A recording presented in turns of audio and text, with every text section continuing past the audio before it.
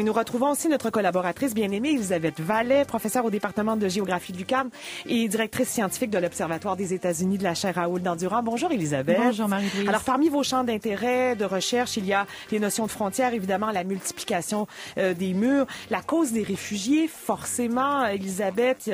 L'ONU estime qu'en 2016, 65 millions de personnes à travers le monde sont considérées comme des déplacés pour toutes sortes de raisons. Un roman explore cette situation des réfugiés de l'intérieur, Exit West, écrit par Mohsin Hamid, qui est d'origine pakistanaise, roman que vous avez adoré. Oui. Elisabeth, pourquoi?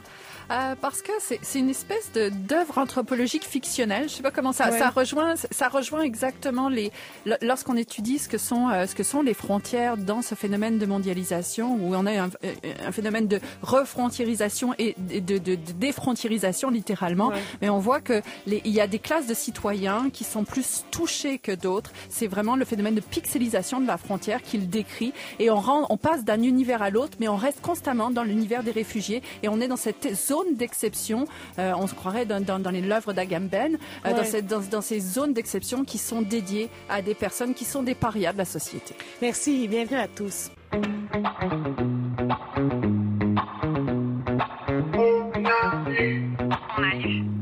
Selon l'ONU, plus de 65 millions de personnes dans le monde ont été obligées de se déplacer de leur territoire d'origine en 2016 et 3800 réfugiés sont morts noyés l'an dernier dans la mer Méditerranée. C'est une vaste crise humanitaire, évidemment, que l'écrivain Lawrence Hill, d'ailleurs, a comparé sur ce plateau l'automne dernier à l'Holocauste. Un roman qui raconte ce que peuvent vivre les réfugiés de l'intérieur s'intitule Exit West. C'est le 4e roman de Mohsin Hamid, né en 1971 à Lahore, au Pakistan. Il traite de cette question au travers d'un jeune couple obligé de quitter leur pays d'origine. Notre collaboratrice, Elisabeth Vallet, professeure au département de géographie de l'UQAM et directrice scientifique de l'Observatoire des États-Unis de la chaire Raoul Dandurand, l'a lu pour nous. Alors parlons de cet auteur.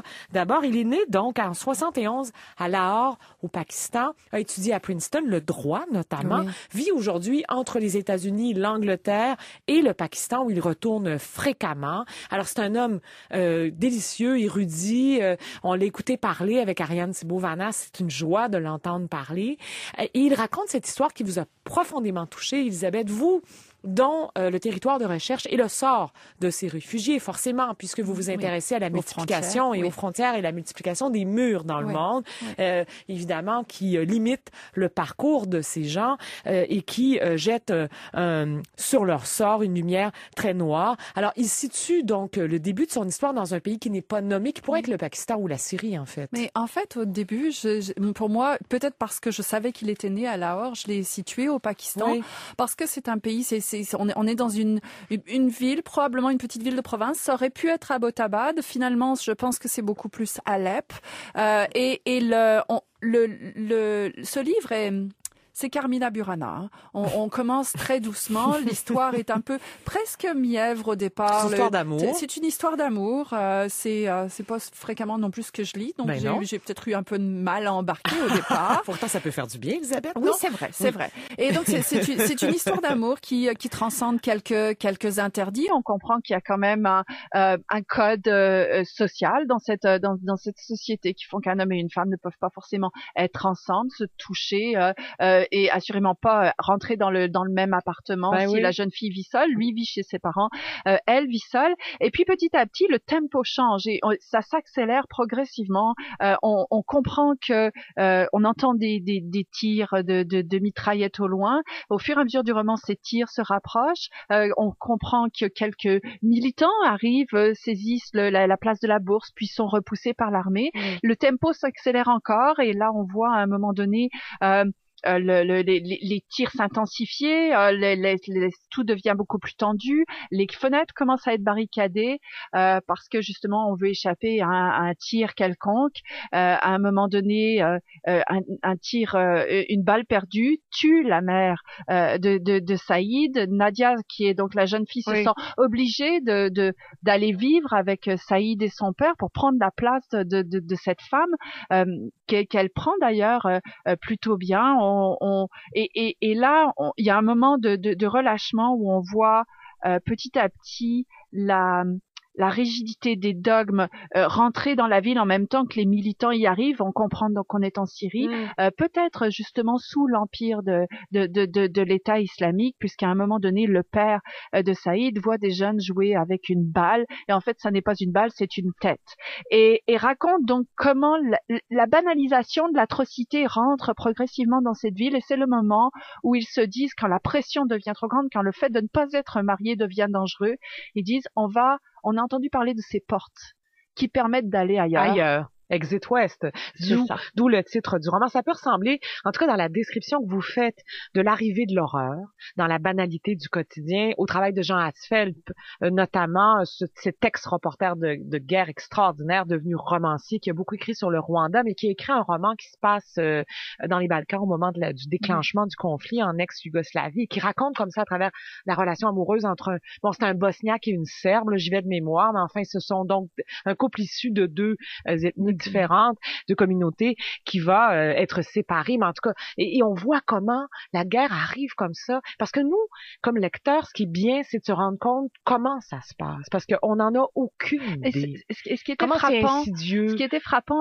et ce qui, je pense, est arrivé dans le visage des Occidentaux uniquement avec le petit Kurdi, c'est à quel point Aylan Kurdi, à quel point les Syriens, c'est nous.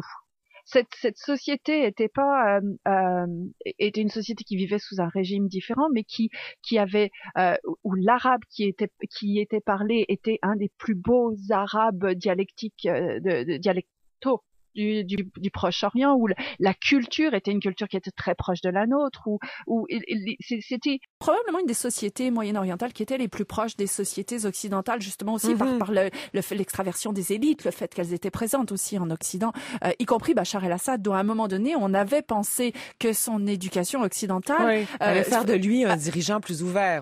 On avait pensé, imaginer du haut de notre grande supériorité que la démocratie s'exporterait par lui et qu'il y avait lieu d'être. Toujours est-il qu'on voit, et c'est ça qui est intéressant probablement dans le roman, c'est l'extraordinaire normalité de Nadia et Saïd, qui sont des gens éduqués, qui sont des gens qui ressemblent à n'importe quel étudiant ici, et je pense que c'est important de montrer à quel point glisser dans ce monde de l'homo sacer d'Agamben, de ces gens qui vont sombrer dans cette devenir les parias de la société mondiale, exclus, vont devenir très très animaux du point de vue des Occidentaux. En fait, ces gens-là, comme le petit Kurdi, étaient des gens normaux. Le petit Kurdi, c'était mon fils. Et ces gens-là, c'est nous. Et je pense que le roman justement, parce qu'il décrit les portes, la symbolique des portes, ce sont des portes rotatives où on ne voit pas le cheminement, on ne voit pas les corridors de réfugiés, on ne voit pas la route des Balkans. Ils prennent la route des Balkans, mais le moment où ils franchissent la porte, ils la franchissent et se retrouvent à Londres. Et il y a du réalisme magique, dit-on, dans les médias britanniques. Le roman a eu une critique dithyrambique. Absolument, totalement méritée, parce que justement, et le tempo s'accélère. Le moment où ils franchissent la porte, on a changé de monde. Là, on est dans un monde, vous savez, Michel Agier, qui est un anthropologue, parle de l'encampement du monde. Eh bien, il passe d'un camp à l'autre, littéralement, et c'est là où on se rend compte qu'il y a une espèce de mondialisation des camps. Dans ces camps, on parlait de camps de concentration tantôt, il y a cet état d'exception qui se met en place, cette normalité de la normalité dans laquelle ils vont s'inscrire, et tout d'un coup ils vont glisser. Où les citoyens sont privés de leurs droits, en fait, aussi, là. Oui, où on reconstitue un autre type de droit. Exact. Et dans ce monde, donc avec ce tempo qui s'accélère petit à petit, on voit arriver de plus en plus d'éléments de science-fiction, des drones de la surveillance. On retrouve les éléments qu'on avait dans la BD Totalitaire avec Marine Le Pen. Donc la robotisation de la surveillance que ces réfugiés subissent de plein fouet, voient directement. On est vraiment dans un univers carcéral focaldien pratiquement. Est-ce que c'est réaliste, ça? Est-ce que ça existe, Elisabeth Vallet? La robotisation de la surveillance? Ah oui. Dans les camps de réfugiés?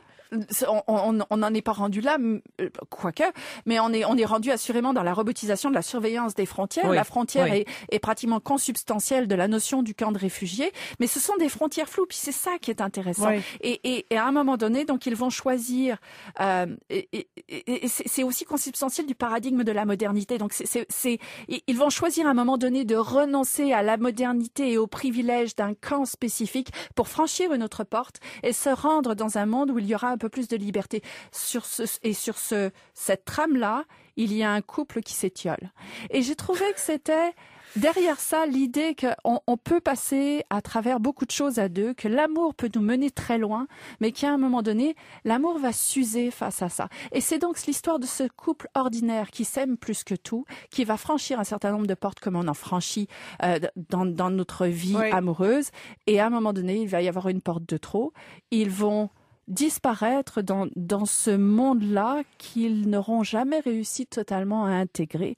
Et c'est là où je trouve que c'est le symbole de ce qu'on est en train de créer dans le monde, ces gens qu'on ne regarde pas pour ce qu'ils sont, et ces gens-là pourraient être nous. Il y a un journaliste britannique, je crois que c'est dans le Guardian, ou en tout cas, il y a une critique dans les médias anglo-saxons qui a été faite à l'égard de ce roman-là, qui résumait parfaitement ce que le roman porte aussi comme message, c'est-à-dire que on ne peut pas refuser à des gens d'entrer sur notre territoire, alors qu'on risque, nous aussi, fortement de devenir des réfugiés pour toutes sortes de raisons, des raisons climatiques, par exemple, Elisabeth Vallée, au cours des prochaines années, en fait. En fait, les grandes migrations n'ont fait que commencer. Ériger des murs est une folie extrêmement coûteuse qui ne réglera pas les problèmes, et je trouve que c'est intéressant justement de lire ce roman pour réaliser que la migration, c'est de la désespérance, c'est plus loin que le désespoir, c'est le moment où il ne reste plus rien devant vous. Et vous allez choisir autre chose. Ils vont même laisser le père de Saïd derrière eux, parce que le père de Saïd va dire « Moi, j'ai l'espoir de mourir et être enterré aux côtés de ma femme. » C'est ce qui va lui arriver. Mais ces enfants-là, ces jeunes-là, vont choisir un espoir. Et vous savez, pour partir de Libye, prendre son bébé dans ses bras, choisir de traverser la mer Méditerranée. Il ne faut pas avoir d'autre choix, en fait. Hein. C'est la seule solution possible. Là, vous devenez ému. C'est ce qui vous rend si belle. Alors, ce roman Exit West, vous l'avez beaucoup aimé, Elisabeth Vallée. Il est à lire. Il va être traduit en français, disponible l'an prochain. On va en placer les références en français sur notre site web. Pour l'instant, il existe en anglais chez Riverhead Books, écrit par Mohsin Hamid. Merci beaucoup, Elisabeth Vallée. Merci à vous, fabuleux Georges Leroux. Merci d'avoir été avec nous.